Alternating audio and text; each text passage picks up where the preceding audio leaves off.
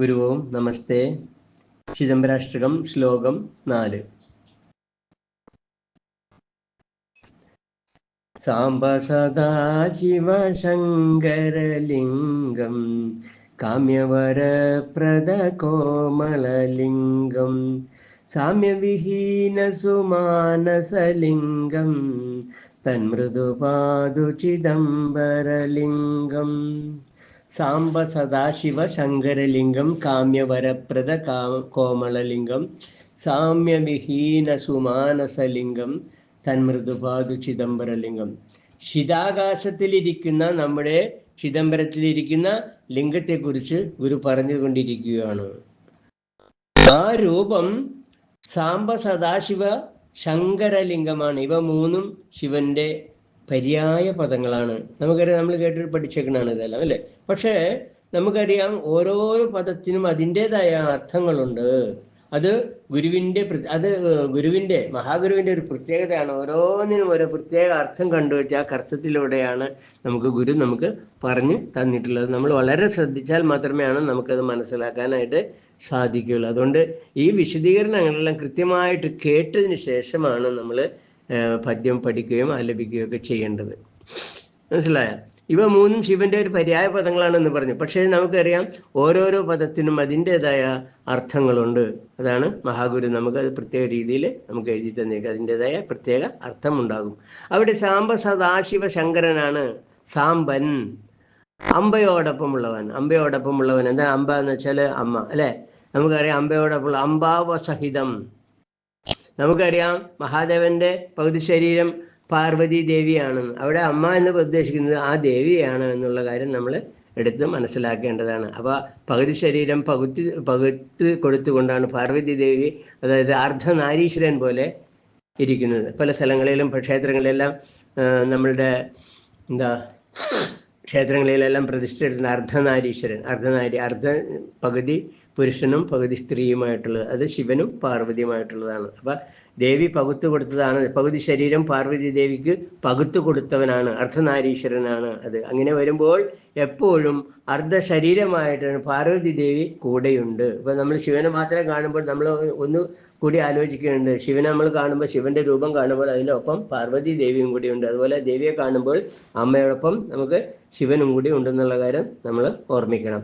അപ്പൊ ഇവിടെ സാമ്പൻ എന്ന് കാണുമ്പോൾ സാമ്പന് ദേവീ രൂപം കൊടുത്ത് നിൽക്കുന്ന ഒരു രൂപമുണ്ട്. അങ്ങനെ സാമ്പനാണ് അവിടെ ചിദംബരത്തിലും ദേവിയുടെ കൂടെ എന്താ പറയാ ഉമയമ്മാൾ ആയിട്ട് പിന്നെ നർത്തനം ചെയ്യുന്ന അവിടെയും ദേവി ശിവനും ഒരുമിച്ച് മത്സരത്തിന് നൃത്തം ചെയ്യുന്നതാണ്. ആദ്യം ആനന്ദ നടനം നടത്തുമ്പോഴും ദേവി അടുത്ത് നിന്ന് നോക്കുന്നുണ്ട്. അങ്ങനെ ആനന്ദ നടനം നടത്തുന്ന സ്ഥലത്തും ദേവി സാന്നിധ്യമുണ്ട് എന്നുള്ള കാര്യം നാം മനസ്സിലാക്കും. സാമ്പൻ എന്ന് പറയുമ്പോൾ എന്താണ്? അമ്മയോട് കൂടിയവൻ. സാമ്പ സദാശിവനാണ്. സദാശിവം എന്ന് മാത്രം നൽകുന്നവനാണ്. അൻപേ ശിവം. അത് ശൈവമത സിദ്ധാന്തത്തിൽ അതിൽ പതി പശു പാശം, അങ്ങനെ 3 പതി പാശം, പതി പശു പാശം, അങ്ങനെ 3 സിദ്ധാന്തമാണ്. പശുവായിട്ട് അമ്മ ജീവാത്മാക്കളും പതിയായിട്ട് ഭഗവാന്റെ പാശമായിട്ട് കർമ്മബന്ധങ്ങളുമാണ് ഇവിടെ തമിഴ് സിദ്ധാന്തന്മാരൊക്കെ പറയുന്നത്. അൻപേ ശിവം എന്നാണ് പറയുന്നത്. അതായത് ദൈവം തന്നെ അൻപാണ്. നമുക്ക് പറയാല്ല, നമ്മൾ അനുകമ്പ ദശകത്തിലൊക്കെ നമ്മൾ പഠിച്ചിട്ടുള്ള കാര്യങ്ങളാണ് അല്ലേ. അപ്പോൾ അങ്ങനെ ആ ബന്ധങ്ങളാണ് ഇവിടെ പറയുന്നത്. അതിലെ എന്താണ് പറയുന്നത്? ഭഗവാനും പരമശിവനും കർമ്മബന്ധങ്ങളാണ്. ഇവിടെ തമിഴ് സിദ്ധന്മാരൊക്കെ പറയും അൻപേ ശിവം എന്നാണ് പറയുന്നത് അല്ലേ. ദൈവം തന്നെ അൻപാണ് എന്ന് പറയുന്നത്. ഭഗവാനാണ്, സദാശിവനാണ്, മംഗളം മാത്രം നൽകുന്നവനാണ്. അത് സത്യം ശിവം സുന്ദരം. നമ്മൾ നീ സത്യം ജ്ഞാനം ആനന്ദം എന്ന് പറയുന്ന പോലെ നീ സത്യം ജ്ഞാനം ആനന്ദം നീ തന്നെ വർത്തമാനവും നമ്മൾ പഠിച്ചിട്ടുണ്ട്, ദേവദശത്തിലൊക്കെ നമ്മൾ പഠിച്ചിട്ടുണ്ട് എന്ന് പറയുന്ന പോലെ തന്നെ അതേ അർത്ഥം തന്നെയാണ് ഇവിടെ സത്യം ശിവം സുന്ദരം എന്നുള്ളതിന്. ശൈവമതത്തിലെ സിദ്ധാന്തമാണിത്. സത്യം ശിവം സുന്ദരം. ഒരു പൊരുളിൻ്റെ എന്താ പറയാ, ഒരു പൊരുളുടെ പതിയുടെ ഭാവം കുടികൊള്ളുന്നതാണ് സദാശിവൻ. സദാ ശിവനായിട്ടിരിക്കുന്നത്. ശങ്കരിക്കുന്നവനാണ്. ശങ്കരൻ എന്ന് വെച്ചാൽ അതും എല്ലാം ഒരു അർത്ഥമാണ്. സദാശിവനാണ്, അതും തന്നെയാണ്. ശങ്കരനാണ്. ശം എന്ന് വെച്ചാൽ എന്താണ്? ഉണ്ടാക്കുന്നവൻ ആണ് ശങ്കരൻ. സുഖം, ഐശ്വര്യം, മംഗളം എന്നീ അർത്ഥങ്ങളാണ് ഈ വാക്കിനും ഉള്ളത്. എന്താണ്? സുഖം, ഐശ്വര്യം, മംഗളം എന്നീ അർത്ഥങ്ങളാണ് ഇതിന് ഈ വാക്കുകൾക്കും ഉള്ളത്. അതായത് മംഗളം മാത്രം നൽകുന്നവനാണ്. ജീവിതം മംഗളമാക്കി മോക്ഷമാക്കി നൽകുന്നതാണ്. പരമ്പൊരുളാണ് ചിദംബരം. ആ പരമ്പൊരുളാൽ മനസ്സെ അർപ്പിച്ച് കൽപ്പിച്ച പോലെ വരുമെന്ന് നനച്ചാൽ നമ്മൾ പഠിച്ചിട്ടില്ലേ? കൽപ്പിച്ച പോലെ വരുമെന്ന് നനച്ച് കണ്ടിട്ട് അർപ്പിച്ചിടുന്നു ശംഭോ അല്ലെ? നമ്മൾ പഠിച്ചതല്ലേ ഇതിനു മുമ്പുള്ള പദ്യങ്ങളിലൊക്കെ പഠിച്ചത്. അപ്പൊ അങ്ങനെ കൽപ്പിച്ച പോലെ വരുമെന്ന് നനച്ചാൽ, അങ്ങനെ വിചാരിച്ചാൽ ജീവിതത്തിലെ സുഖദുഃഖങ്ങളെല്ലാം വരികയും പോവുകയും ചെയ്യുന്നു. ഒന്നും സ്ഥിരമായിട്ടുള്ളതല്ല. ഒരു അറിവും ഒന്നും സ്ഥിരമായിട്ട് ഒന്നും ഉണ്ടാവില്ല. അറിവ് മനസ്സിന് ശാന്തി തരും. എന്നാൽ അറിവോ അത് സ്ഥിരമായിട്ട് ഉണ്ടായിരിക്കും. സാമ്പദാസ ശങ്കരലിംഗം. അപ്പോൾ ആ നമ്മൾ ഇതാണ് പറയുന്നത്. സാമ്പ സദാശിവ ശങ്കരലിംഗം കാവ്യപരപ്രദ കോമളലിംഗം. കാവ്യപരമായ പ്രഥമമായ ലിംഗമാണ്. പ്രഥമ കോമള ലിംഗമാണ് എന്ന് പറയുന്നത്. കാമ്യവരം പ്രദാനം ചെയ്യുന്നവനാണ്. കോമളനുമാണ് ഈ ലിംഗം. കാമ്യം എന്നാൽ അനുഗ്രഹം എന്ന അർത്ഥമാണിക്കുന്നത് അല്ലെ? അനുഗ്രഹിക്കുന്നത് എന്തും എന്നല്ല അർത്ഥമാക്കേണ്ടത്. എന്നാൽ ആഗ്രഹിക്കുന്നത് എന്തും ലഭിക്കുമെന്നാൽ അർത്ഥം ഗ്രഹിച്ചാൽ നമ്മൾ ദൈവവിരോധമായി പോകും അല്ലെ എന്ന് ദൈവം അത് പറയുന്നതല്ലേ. ദൈവം എന്ത് നമ്മൾ ആഗ്രഹിക്കുന്നത് എല്ലാം നടക്കണമെന്നുണ്ടോ? ഇല്ല. അങ്ങനെ ആഗ്രഹിച്ചാൽ തന്നെ ദൈവവിരോധത്തിന് ഇടയാകും. അവ എന്താണ്? ആഗ്രഹിക്കുന്നതിന് എല്ലാത്തിനും ഒരു പരിധി വേണം, ഒരു പരിധി ഉണ്ടാവും അല്ലെ? ആഗ്രഹിക്കുന്നത് ലഭിക്കുമെന്ന അർത്ഥമായി പോകില്ലേ. എന്നാൽ പക്ഷേ ആഗ്രഹിക്കാതിരിക്കാൻ പറ്റുമോ? ആഗ്രഹിക്കുകയും ചെയ്യും നമ്മൾ. എന്ന് വെച്ചാൽ അത് ധർമാനുഷ്ഠത്തിന് അനുസൃതമായിട്ട് ധർമ്മത്തിന് അനുഷ്ഠിതമായിട്ടുള്ള ആ കാര്യങ്ങൾ മാത്രമേ നമ്മൾ ആഗ്രഹിക്കാവൂ എന്നർത്ഥം. ധർമാനുഷ്ഠിതമായ ആഗ്രഹങ്ങളായിരിക്കണം. ആ ആഗ്രഹങ്ങളെല്ലാം ദൈവഹിതമായ ആഗ്രഹങ്ങളായിരിക്കണം. അതായത് ആഗ്രഹിക്കാൻ പറ്റുന്ന കാര്യങ്ങൾ മാത്രമേ ആഗ്രഹിക്കാവൂ അല്ലേ? ആകാശം മുഴുവൻ എനിക്ക് വേണം, ഞാൻ അവിടെ പതിച്ചു തന്നെ, എനിക്ക് അവിടെ എനിക്ക് വേണം എന്നൊക്കെ പറയുന്നത് അഹങ്കാരമായി. അല്ലെങ്കിൽ മറ്റുള്ളവന്റെ ഭൂമി അല്ലാതെ എനിക്ക് വേണം എന്ന് പറയുന്നത് അഹങ്കാരമായി. അപ്പൊ ധർമാനുഷ്ഠിതമായ കാര്യങ്ങൾ മാത്രമേ ആഗ്രഹിക്കാവൂ. അത് പ്രപഞ്ച നീതിയോട് അനുസരിച്ച് പോകണം. അത്യാഗ്രഹം പാടില്ല എന്നാണ് ഏറ്റവും ചുരുക്കമായ അർത്ഥം. ആഗ്രഹിക്കുന്നവനും വസ്തുക്കൾ എല്ലാവരും ആഗ്രഹിക്കുന്ന വസ്തുതകളിൽ ആയിരിക്കണം. സാധാരണ വസ്തുക്കൾ പോലെ ആഗ്രഹിക്കുന്ന പോലെ തന്നെ ആയിരിക്കണം. എല്ലാവർക്കും ഇഷ്ടമുള്ളതായിരിക്കണം. ആത്മോപദേശ ശതകത്തില് ഗുരു പറയുന്നുണ്ട്, പ്രിയം എല്ലാവരുടെയും പ്രിയം ഒന്നായിരിക്കുമെന്ന്. അപ്രിയം എന്റെയും പ്രിയം നിന്റെയും പ്രിയമായിരിക്കും. അങ്ങനെയൊന്നല്ല അല്ലെ? അങ്ങനെ ഒന്നുമില്ല. അപ്പൊ ആത്മോപദേശ ശതകം 10:22 കൃത്യമായിട്ട് പറയുന്നുണ്ട്, എല്ലാവർക്കും ഉള്ള പ്രിയമുള്ളത് ഒന്നായിരിക്കണം.